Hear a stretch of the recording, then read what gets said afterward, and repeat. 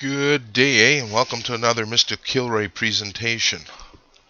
Oh, Wendy is at it again, and for those who do not know, I'm talking about Wendy Cukier of the Coalition for Gun Control. Well, she's got a few other jobs she does too, but I'm not going to go into that right now. There was a small media manure storm, and of course Wendy had to get into the act here. Freedom of speech seems to apply only to the progressives of our country. When the Prime Minister defended and acknowledged our right to defend ourselves, the firestorm was touched off. Now, this article comes to me via the Rights and Freedoms Bulletin. It can be reached at bulletin.rightsandfreedoms.org, and is worth subscribing to if you are a freedom-minded person. Oh, honestly, even you folks in the U.S. who will probably find this to be an interesting little bulletin. It arrives weekly via email and is good for informational purposes. Not that any of it really applies to you guys. Freedom applies to everybody. This article comes to the Rights and Freedoms Bulletin. It was published in the Canadian Shooting Sports Association's e-news, and I shall get stuck in, as it were. It's fascinating to watch the firestorm over the Prime Minister's recent comments about rural Canadian gun owners at the annual convention of Saskatchewan's Association of Rural Municipalities.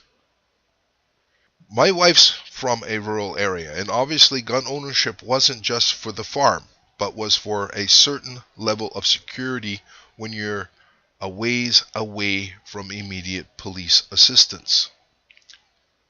Stephen Harper simply stated the obvious to his audience at least, if not the national press.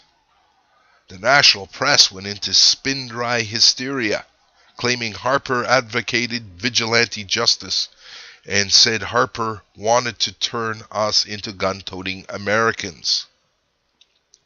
My God, we just couldn't be gun-toting Canadians. We're going to be gun-toting Americans now. For those that are unfamiliar, Stephen Harper, our Prime Minister, is pretty much despised by anybody who is progressive. That's the polite term I'll use, is progressive. Stephen Harper snubbed the National Press Gallery, largely because he wasn't going to give them the chance to misquote him and twist his words. So he controlled their access to him. Ever since then, they have been in all-out blitz, crucify the PM mode. I digress. The Edmonton Journal Editorial Board wrote, "It's perfectly reasonable to worry about the minuscule chance of home invasion in which police response times would be inadequate, but foolishly unreasonable to worry about the chance of accidents, poor storage, and theft, and about the occasional soul who only appears law-abiding until he starts blasting away." Apparently, we firearms owners are one bad day away from being the next spree shooter. If the Edmonton Journal Editorial Board is to be believed, Canada's most trustworthy citizens, licensed firearms owners, are clearly only one bad moment away from being killers. As to backing up their position with facts, why bother, since everyone knows it's true. Now, I say this, and I'm going to connect these two quotes, or these two points of contention. I'm going to give you a little statistic. It was published in the Guardian, I believe, in Britain, or one of those newspapers.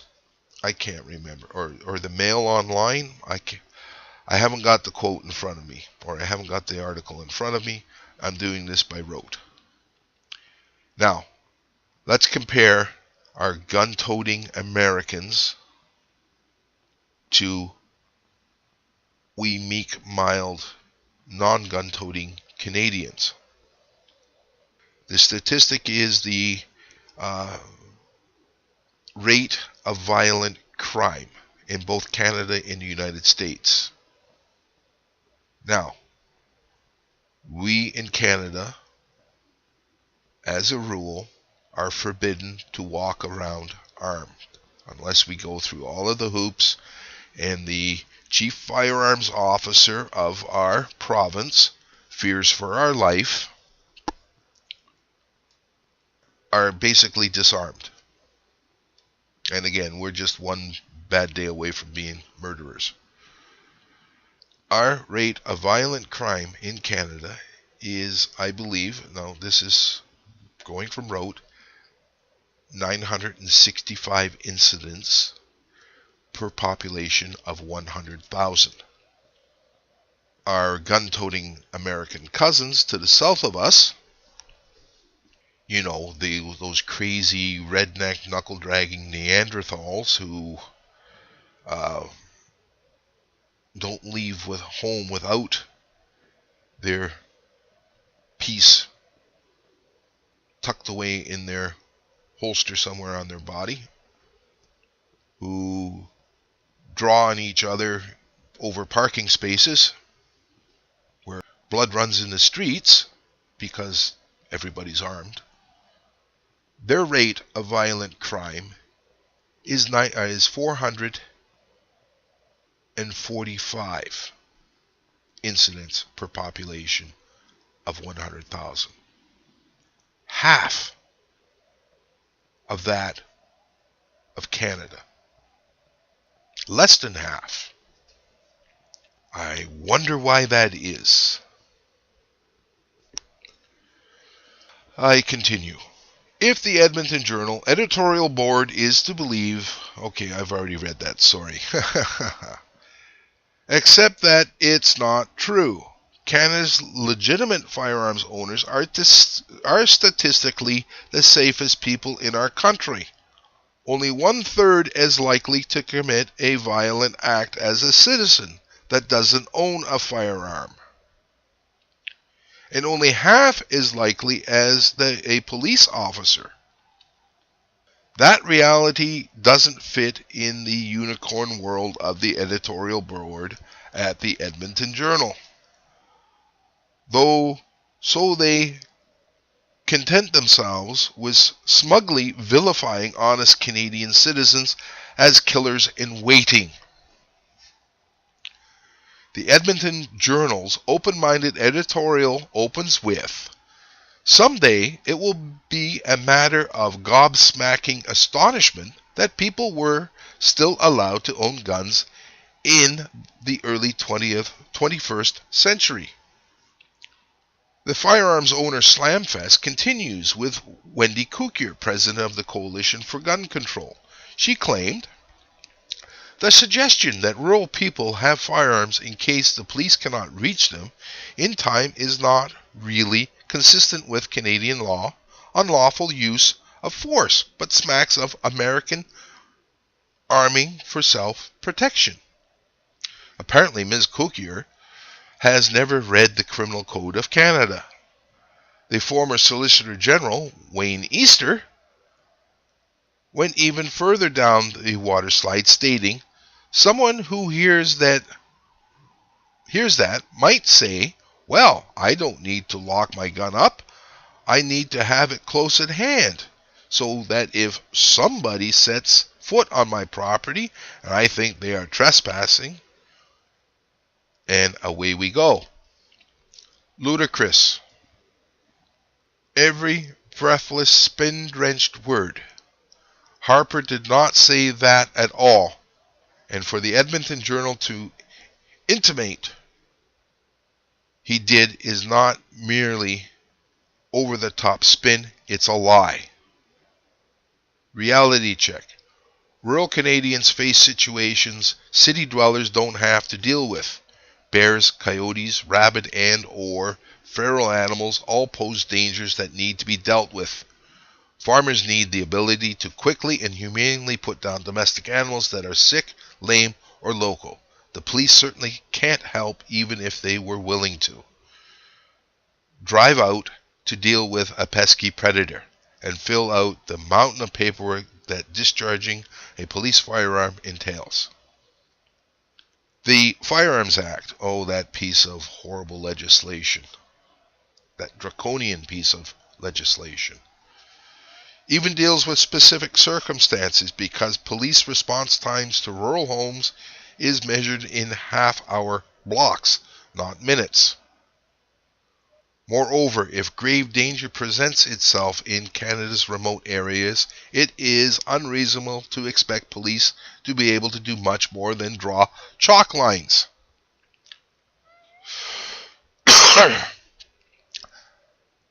That's certainly no slam on our police, our dedicated police officers. It is simply a reality of our vast and mostly empty land. So there you go. Once again, the lunatics speak.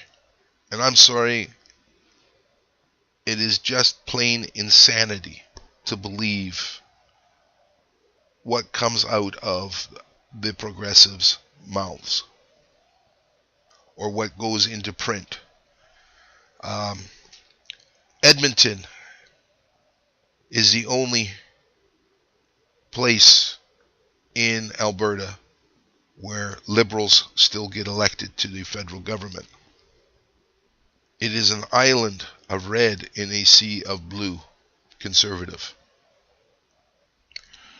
Me personally, I live in a small town.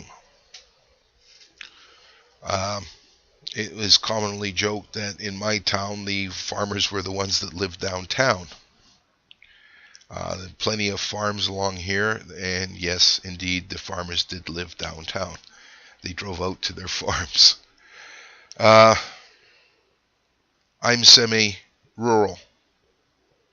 I can walk 5 minutes and I'm standing in the middle of a farm.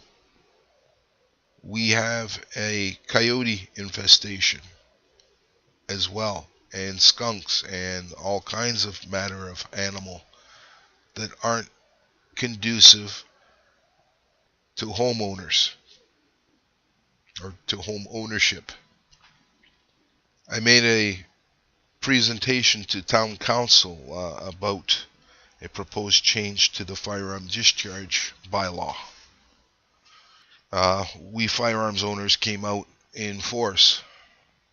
The town council actually had to open a door or a panel to allow overflow seating in the council chamber.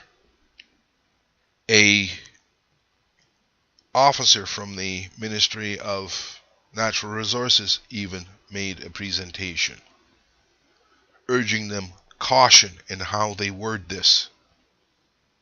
Because believe it or not, I can again, a little short 5-minute drive, and I can actually go deer hunting. Provided I have the proper permissions from the farmer. I can get 6 doe tags. Culling does is how they control the deer population. Having never called police, I have no idea what the wait time for an arrival of a police officer is here in my town. Given that you could basically get anywhere in my town in about 10 to 15 minutes, from one end of the town to the other in about 10 minutes driving through traffic, probably even quicker with your lights and sirens going. That's provided he is local. He does have to patrol the rural areas as well. And it's not like we've got a ton of police officers roaming the streets either. And I have no idea how much of an area this fellow is expected to cover. But my neighborhood, I do have small children that live here, and I would not want any harm to come their way vis-a-vis a coyote, which coyotes have been known to attack small children. Coyotes have lost their fear of humans. I work in the city of Hamilton, and one of my co-workers had a confrontation with a coyote in our parking lot. Luckily, a bird happened by and it caught its attention. Coyote was between him and his truck, so there you go. Coyotes have lost their fear of humans. You could go to the downtown core of Hamilton and there is a foot patrol. There is a strong police presence. There is a mounted patrol. Here in Grimsby, unless a police officer is getting his lunch, you don't see him. Period. End of sentence. Although one appeared out of nowhere to give me a ticket the other day. Imagine that. Well, I'm going to leave everybody with this and wish everybody a wonderful day. Mr. Kilray, on behalf of the Freedom Pages, have a good day.